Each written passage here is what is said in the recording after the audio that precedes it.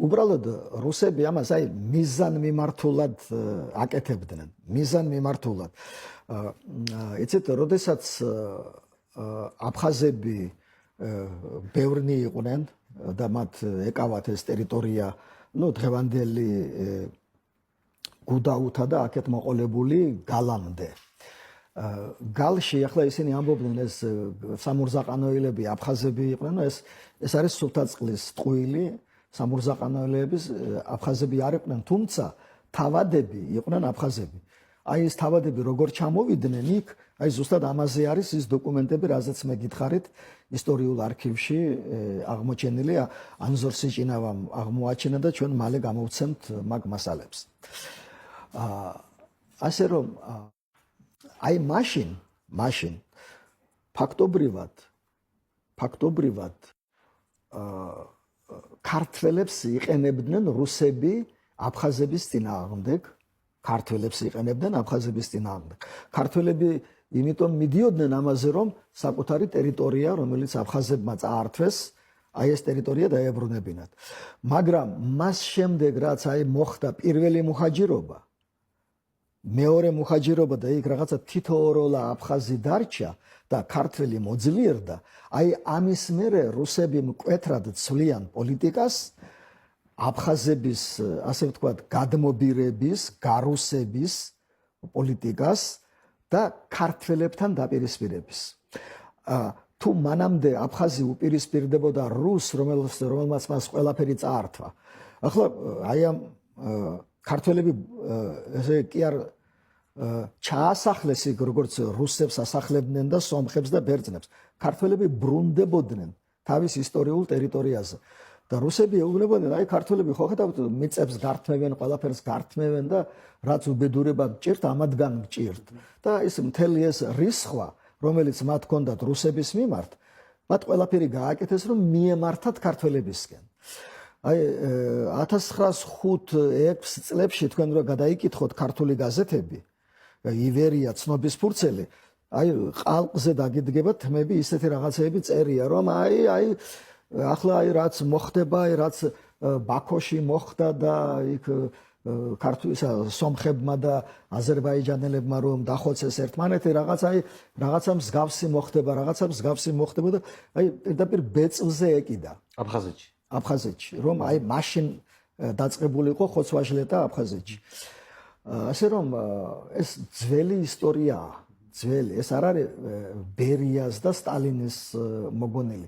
ბერიამ და სტალინმა, მაშინ აი ხალხთა მეგობრობის რაღაც ლოზუნგები და აი ამ სოუსში თქვენ ბრძანებთ, გააკეთეს ყველაფერი იმისთვის, რომ აი ეს მოჩვენებითი ძმობა და მეგობრობა ყოფილიყო და ეს დაპირისპირება არ ყოფილიყო. მათ არ ჰქონდათ მაშინ საშუალება, რომ აი აქტიურად გამოსულიყვნენ და რაღაცა პროტესტი განეცხადებინათ და ასე შემდეგ. მაგრამ აი სტალინის გარდაცვალების შემდეგ, როდესაც საქართველოში ძალიან სერიოზული ძვრები მოხდა, განსაკუთრებით 56 წელს, აი ცნობილი მოვლენები.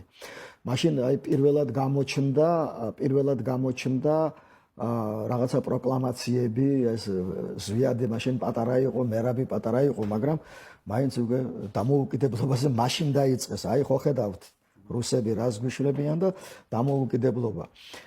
აი ახლა ინგოროყვას წიგნი 54 წელს გამოვიდა. 2 წლის განმავლობაში აფხაზებს ხმა არ ამოუღიათ. ხო წაიკითხეს ეს წიგნი. ხმა არ ამოუღიათ, არავის ხმა არ ამოუღია. დადებითი რეცენზიები იწერებოდა. ქართველების მიერ. და ეს გამოქვეყნებულია თვით ზარია ვასტოკაშიც კი ცეკას გაზეთში. არის ძალიან მაგარი ახვლედიანი ეს მიერ აკადემიკოსი ახვლედიანის მიერ რეცენზია ინგოროყვას წიგნზე, როგორც ძალიან მაგარი წიგნი და განსაკუთრებით აფხაზეთის ისტორიის საკითხებში. აი ეს წერია ცეკას გაზეთში. არავის ხმა არ ამოუღია ამაზე. მაგრამ აი ამ 56 წლის მოვლენების მერე მოსკოვში მერე სტალინის კულტი, ესე იგი დაგმეს მეოცე ყრილობაზე და მერე 56 წლის 30 ივნისს ცეკა ღებულობს სპეციალურ დადგენილებას სტალინის კულტის შესახებ. და 10 დღეში, ესე იგი 30 ივნისი და 10 ივლისს ღებულობს ცეკას პრეზიდიუმი, ეს აი პოლიტბიურო რო იყო მერე, მაშინ ერქვა პრეზიდიუმი. აი ეს პრეზიდიუმი ღებულობს დადგენილებას ესე იგი საქართველოს კომპარტიის რაღაცა იდეოლოგიურ მუშაობაში ნაკლოვანებების შესახებ. და იქ შავით თეთრზე წერია, რომ საქართველოში ესე იგი ნაციონალურ ჩაგვრას განიცდიან აფხაზები, სომხები და ოსები. აი ეს სამი წერია. არ წერია რომ აზერბაიჯანელები განიცდიან, რუსები განიცდიან, უკრაინელები, ბერძნები. განიცდიან ესე იგი აფხაზები, ნაციონალურ ჩაგვრას, ოღონ რაში გამოიხატებოდა იქ არ წერია ნაციონალურ ჩაგვრას განიცდიან, სომხები განიცდიან და ოსები. ესე იგი აი ეს სამი ხალხი უნდა აემხედრებინათ, აი ეს იკითხება ამაში. ეს სამი ხალხი უნდა აემხედრებინათ ქართველების წინააღმდეგ, რომ დაეწყარებინათ, დაეშოშმინებინათ ქართველები. აფხაზების ამხედრება აი ამის მერე შეძლეს. აი მერე დაიწყო ინგოროყვას კრიტიკა. 2 წელი გავიდა, 3 წელი გავიდა ამ წიგნის გამოცემიდან და მერე დაიწყეს კრიტიკა. ან თქვენ უკვე ამ დროს აფხაზეთში ხართ, პატარა ხართ ჯერ, მაგრამ მე ეს მოვლენები არ მახსოვს, მაგრამ ეს მე შესწავლილი მაქვს ასე რომ. ხო, მესმის, ხო და იცით რა მაინტერესებს, აი საზოგადოების განწყობა რა არის და ქართულ-აფხაზური ურთიერთობებზე რა გავნასახდეს იმ დროს ეს ხალხი ერთმანეთს იცნობს, მეზობლები არიან. მე უნდა გითხრათ რომ აფხაზი მეზობელი, აფხაზი მეგობარი უკეთეს ვერ იპოვიდი. ეს ასე იყო ომის დაწყებამდე. მაგრამ იქით უკან ეს ყველაფერი რაც მოხდა, ეს ყველაფერი მზადდებოდა. აი ახლა სხვათა შორის აი 30 წლის თავი ხო იყო ამ აფხაზეთის მოვლენების და მე ყოველ 14 აგვისტოს ან 27-30 სექტემბერს იქ შამბა იქნება თუ ვიღაცეები ყვებიან ისტორიებს, აი პირდაპირ ჩვენებებს აძლევენ, როგორ ემზადებოდნენ ისინი დიდი ხნით ადრე, სანამ ეს ომი დაიწყებოდა, დიდი ხნით ადრე, როგორ აყალიბებდნენ სამხედრო ფორმირებებს, აი გაქანებულ საბჭოთა პერიოდში, როგორ აყალიბებდნენ სამხედრო ფორმირებებს, როგორ შეულობდნენ იარაღს, ყველაფერს ამას აი დღეს ეს ყველაფერი ახლაც შემიძლია მოგასმენინოთ აი ამ გადაცემის შემდეგ თუ გაინტერესებთ. ასე რომ ერთი სიმხრივ იყო ძალიან კარგი ურთიერთობა სამეზობლოში, სამეგობროში, სამსახურში, მაგრამ მეორე სიმხრივ აი მიდიოდა აი ეს მუშაობა. და ვინ არის აი ავანგარდში აფხაზების მხრიდან, ან ქართველების მხრიდან, აი თუნდაც ამ იდეოლოგიური თუ რაც გინდა ის დავარქვათ ამ მუშაობას, აი პირობითად რომ ჩვენ რაღაცა გვინდა, რაც ქართველების ინტერესზე წინააღმდეგება. რაც მე აქციებში გამოიხატება, იმიტომ რომ 50-იან წლების ბოლოსაც აქციებია, 60-იან წლების ბოლოსაც აქციებია. აი 60-იანი ახლა 50-იანი წლების აქციებს ვითომ დაუკავშირეს ინგოროყვას წიგნის გამოცემას. 67 წლის აქციები დაუკავშირეს ნიკო ბერძენიშვილის მესამე ტომის გამოცემას. ამ მესამე ტომში ნიკო ბერძენიშვილმა მოათავსა თავისი ესე იგი პასუხი ფაქტობრივად ასეთი რატიანი იყო აფხაზეთის აი აბნირო ერქვა ენის ლიტერატურის ინსტიტუტი, იმის დირექტორი. გულია მუშაობდა იქ. იმ ინსტიტუტში. ეს დირექტორი იყო და რატიანმა მისწერა წერილი, ეს 50 წელია. რატიანმა ესე იგი ჯერ ინგოროყვას წიგნი ჯერ არ არის. 4 წლის მერე გამოვა. მისწერა წერილი აი ამ აფხაზეთის ისტორიაზე, აი ამ საკითხებზე, აი როგორ უნდა მიუდგეთ ამ საკითხს, როგორ უნდა გაშუქდეს ეს და ის მერე პასუხს წერს და ფაქტობრივად მისი პასუხი ეს იგივე ინგოროყვას მიერ განვითარებული მერე დებულებებია აქ, რომელიც მე როგორც გითხარით, ინგოროყვას სანამ ის გაჩნდებოდა ამ ქვეყანაზე, მანამდე ბევრჯერ დაწერილა ამის შესახებ. მათ შორის ისეთი ქართველი მეცნიერების მიერ, როგორებიც იყვნენ ბაქრაძე დაუშვათ. ბაქრაძე, ცნობილი ისტორიკოსი იყო, ბაქრაძე ხახანაშვილი, ხახანოვის გვარით მას შრომები აქვს. ასე რომ ახალი არ იყო ეს ახალი არ იყო. ეს არ არის ახალი ნამდვილად.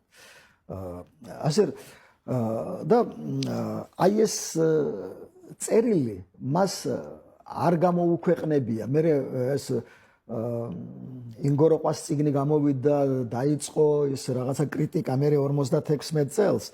ეს მას ინახავდა და სხვადასხვა ბერძენიშვილს ინგოროყვას საწინააღმდეგო დააწერინეს, ის ისტორიის ინსტიტუტის დირექტორი იყო. თუმცა ძალიან რბილად, მაგრამ წინააღმდეგ. ძალიან რბილად, მაგრამ წინააღმდეგ.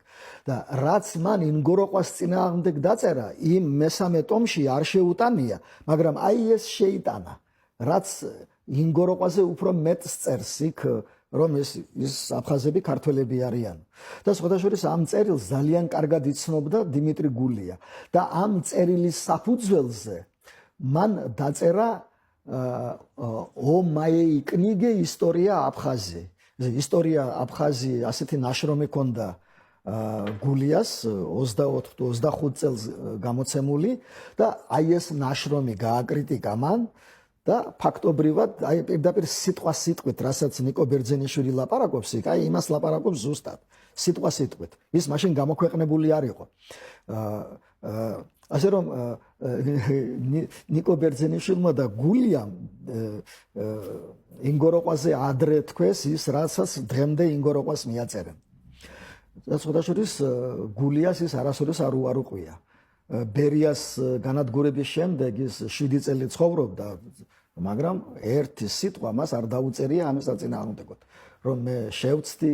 ახლა ზოგიერთი ქართველი წერს, რომ ესო გულიასო ბერიამ და ძალი დააწერინესო, მაგრამ ბერიას განადგურების შემდეგ ხო შეეძლო მას ეთქვა, რომ მე ეს ჩემი არ არის, ეს მე ძალით გამაკეთებინეს. მსგავს იმას არაფერი არ გაუკეთებია. ასე რომ ეს მისი მოსაზრებაა, რომ ისტორიული აფხაზები, ესენი ქართველებია, ჩვენ ქართველები ვართო პირდაპირ ლაპარაკობს იმ ბროშურაში დიმიტრი გულია. ახლა აი თვითონ აფხაზებში ნაწილს აი უბრალო ადამიანებს მაინც და მაინც ეს დიდად არ აწუხებდა, მაგრამ იცით პატარა მცირერიცხოვანი ერის ფსიქიკა, როდესაც ის ვიღაცა ინტელიგენტი რო არის, პროფესორი რო არის, აი ეს რომ იტყვის, იმას აუცილებლად დაუჯერებს, იმან რა იცის ეს. არაფერი არ იცის მან არც ისტორიის, არც და იმას უჯერებს. ის იმას უჯერებს. აი რუსებმა რო იციან ასეთი გამოთქმა, სტადნე ჩუსტო, ჯოგური მენტალიტეტია აი მცირერიცხოვან ერებში, ეს ახლა ცუდი გაგებით არ ვლაპარაკობ, შეიძლება ეს კარგიც იყოს, მცირერიცხოვანი ერი ყველა თავის ჭკუაზე და თავის აზრზე თუ ივლის, ის დაიღუპება მაშინ. ამიტომ ვიღაცას უნდა დაუჯერონ და ვიღაცას უნდა გაყვნენ. და ისინი გაყვნენ აი ამ ავანტურისტებს. და უბრალო ადამიანებთან ურთიერთობა ძალიან თბილი, ძალიან ტკბილი ხალხი, რა ვიცი, ძალიან სტუმართ მოყვარე და როგორც გითხარით, საუკეთესო მეზობელი, საუკეთესო მეგობარი, ყველაფერი ძალიან კარგი. აბა სად იგრძნობოდა, რომ რაღაცა იდეალურად არ არის, აი ჩვეულებრივ საყოფაცხოვრებო ურთიერთობებში თქვა. საყოფაცხოვრებო ურთიერთობებში ეს არასოდეს არ იგრძნობოდა. არასოდეს არ იგრძნობოდა ყოფით დონეზე, ამა ეს არ იგრძნობოდა. ეს იყო იატაკ ქვეშეთში. ყველაფერი მზადდებოდა გარკვეული დროისთვის. აი ესენი სულ ემზადებოდნენ. სულ მზადყოფნაში იყვნენ. და ბოლოს უკვე აი შეერაღებული რაღაცა ჯგუფებიც კი შექმნეს ღრმა იატაკ ქვეშეთში, ტყეში, აგერ ყვება ამას ახლა დღეს გმირია ვითომ თავისი ჭკუით, მაგრამ მე დიდი იმედი მაქვს მოვა დრო და ეს იქნება აბუქებს უბრალოდ იმისთვის რომ პოლიტიკური ქულები დაიწყოს. არა, შეიძლება პატარას უმატებს, მაგრამ ძირითადად სწორს ლაპარაკობს. რაც მე ჩვენ ვნახეთ რეალურად. აი 70-იანი წლების ბოლოს 80-იანი წლების დასაწყისში რა იყო შესამჩნევი, ვთქვათ, აი სადმე გაუცხოება იგრძნობოდა, აი სად იყო ის, როგორ გითხრათ, მარცვალი რომელმაც აი ეს გამოსვლები განსაკუთრებით 60-იანი წლების და 70-იანი წლების. აი ამ გამოსვლებმა, რა თქმა უნდა, დატოვა ძალიან დიდი, ასე ვთქვათ, გაუცხოებას ვერ ვიტყვი, მაგრამ მაინც რაღაცა ისინი აი თავს რო გვარიდებდნენ, მე პირადად ვხედავდი. ახლა მე დიდხანს მომეწია რუსეთში ყოფნა, იქ ვსწავლობდი, იქ ინსტიტუტშიაც, ასპირანტურაშიც იქ დავიცავი და მას გარკვეული დრო დასჭირდა და მე ჩამოვედი 82 წელს. და მე უკვე დამხვდა ეს ვითარება, როდესაც მთლად აი ესეთი შეცვლილი იყო რამე რო დაბრუნდი თქვენი აზრით ამ მიმართულებით. იყო შეცვლილი, თუმცა მე შესანიშნავი მეგობრები მყავდა და ძალიან თბილი და კარგი ურთიერთობა მქონდა. როგორც მე უნივერსიტეტში მუშაობდი, პირველი პერიოდი რო ჩამოვედი სოხუმის უნივერსიტეტში და იქაურ პროფესორასთან, სტუდენტებთან მქონდა შესანიშნავი ურთიერთობა. ეს რუსულ ჯგუფებშიც მიხდებოდა მე ლექციების კითხვა და იქ სულ აფხაზები სწავლობდნენ ძირითადად. აფხაზურ ჯგუფებში იგივე რუსულად მიდიოდა სწავლა და იქაც ვასწავლიდი, ასე რომ ბევრი სტუდენტი მყავდა აფხაზი და ბევრთან დღემდე ვინარჩუნებს ხოთაშორის ურთიერთობა. ძალიან კარგი ურთიერთობა მქონდა მათთან. ასე რომ განსხვავებული რამე უნდათ ქართულ და აფხაზეთ სტუდენტებს თქვენი აზრით? ეცეთ აფხაზებს ჩაუგდეს აი ეს სტატუს. აი რო გეკითხა ვიღაცა გლეხისთვის რა არის სტატუსი, მან ეს არც კი იცოდა ეს სიტყვა, მაგრამ სტატუს. ისინი აი ამას ეჭიდებოდნენ და საბჭოთა პერიოდში რომ საბჭოთა სოციალისტური რესპუბლიკა რო დაარქვეს აფხაზეთს და 31 წლამდე მას ერქვა საბჭოთა სოციალისტური რესპუბლიკა. 21 წლიდან 31 წლამდე ერქვა საბჭოთა სოციალისტური რესპუბლიკა. მაგრამ ეს რესპუბლიკა არ იყო მოკავშირე რესპუბლიკა. აი დღესაც სხვათაშორის ზოგიერთი რუსი, აი ძალიან განათლებული ადამიანი, ძალიან განათლებული, აი ლაპარაკობს რომ აფხაზეთიო 31 წლამდეო საქართველოს შემადგენლობაში არ შედიოდაო, ისო იყო რესპუბლიკა.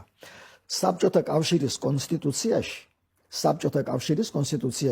24 წელს მიღებულ კონსტიტუციაში აფხაზეთი მოხსენიებულია როგორც ავტონომიური რესპუბლიკა. მაგრამ საქართველოს კონსტიტუციაში და თვითონ აფხაზეთის კონსტიტუციაში როგორც საბჭოთა სოციალისტური რესპუბლიკა. მაგრამ ეს საბჭოთა სოციალისტური რესპუბლიკა საქართველოს საბჭოთა სოციალისტური რესპუბლიკის შემადგენლობაში შედიოდა. მაშინ ხო არ ჩაიწერებოდა ჩვენს კონსტიტუციას. და ის ამიერკავკასიის ფედერაციაში და საბჭოთა კავშირის შემადგენლობაში ცალკე კი არ შესულა, არამედ როგორც საქართველოს ნაწილი ისე შევიდა. მაგრამ აი მათ ეუბნებიან ახლა ყველას ხო არა აქ ეს წაკითხული და ყველამ ხო ეუბნებიან რომ აი ჩვენო მოკავშირე ვიყავითო, თანასწორ უფლებიანი ვიყავითო საქართველოსთან და ამისთვის იბრძოდნენ საბჭოთა პერიოდში. რომ საქართველოსთან თანასწორ ანუ მოკავშირე რესპუბლიკა უნდა დიახ, რესპუბლიკა უნდა გავხდა. აი ეს სტატუს ამას ნიშნავდა. აი ამას. მაგრამ თუ კარგად შეისწავლე ამ სტატუსს, აი რეალურად რას წარმოადგენდა ეს აფხაზეთის საბჭოთა სოციალისტური რესპუბლიკა, სრულიად უუფლებო. აი სრულიად უუფლებო, არავითარი უფლება ვერავის ვერ ნიშნავდნენ. აი სამინისტრო, რომელიღაცა სამინისტრო აფხაზეთის, აი 1 და 2 შტატი ზედმეტი რომ შემოეღო, ეს თბილისთან უნდა შეეთანხმებინა 20-იან წლებში. აი შტატს ვერ გახსნიდა. დამატებით, აი სამინისტრო სჭირდება ახალი შტატი, რაღაცა საჭიროა, საქმე სჭირდება. ეს თბილისთან უნდა შეეთანხმებინათ. აი ეს უფლებამოსილება იყო. და მაშინ საბჭოთა ორგანოები მაინც და მაინც ბევრს არაფერს არ წყვეტდნენ, ხომ იცით? მაშინ პარტიული ორგანო იყო მთავარი. და პარტიული ორგანო კანონი იყო ეს საოლქო კომიტეტია, აქ ЦК-ა და ЦК-ს დადგენილება ყველასთვის არის სავალდებულო. საქართველოს უმაღლესი საბჭოს დადგენილებები, რომელიც ვრცელდებოდა საქართველოს ტერიტორიაზე, სავალდებულო იყო იქ. რა თემასაც არ უნდა შეხებოდა. რა საკითხზეც არ უნდა ყოფილიყო. თუ იქ ეწერა რომ ეს სავალდებულოა მთელ საქართველოში, იგულისხმებოდა რომ იქაც სავალდებულო იყო. ასე რომ ეს სახელწოდება კი იყო, მაგრამ იმის უკან არაფერი არ იყო. არაფერი არ იყო აბსოლუტურად. სხვადასხვა 31 წელს, როცა გახდა ავტონომიური რესპუბლიკა, როცა დაარქვეს, აქ ელემენტარული სახელის გადარქმევა მოხდა. მაგრამ სტატუსი კონსტიტუციაში რაც ეწერა, რა უფლებამოსილება, ზუსტად იგივე უფლებამოსილება დარჩა. ის ხელი არ უხლიათ. 36 წლამდე ხელი არ უხლიათ. 36 წელს უკვე თელ საბჭოთა კავშირში ყველა მოკავშირე რესპუბლიკას ჰქონდა ერთი და იგივე კონსტიტუცია. თქვენ თუ დაგაინტერესებთ, აიღეთ დავუშვათ აფხაზეთის და აიღეთ თათრეთის. სიტყვაზე ან ბაშკირეთის, ან ნებისმიერი რუსეთის ავტონომიის. იქ თათრეთი წერია, აქ აფხაზეთი. ესაა მხოლოდ განსხვავება. მეტი არაფერი. მუხლების რაოდენობა ზუსტად ერთი და იგივე თავები, ერთი და იგივე პარაგრაფები. ყველაფერი ერთი და იგივე. პუნქტები უпроსტად. მუხლები და პუნქტი ერთი და იგივე. სიტყვით ერთი და იგივე. მაგრამ ეს ჩვენ რა შუაში ვართ, ეს ასეთი იყოს საბჭოთა კავშირი და საქართველოს ბრალი ხო არ არის. საქართველოს კონსტიტუციას იგივე იყო. უნიფიცირებული იყო მოკავშირე რესპუბლიკების კონსტიტუცია და ის დგებოდა იქ და არა აქ ჩვენთან.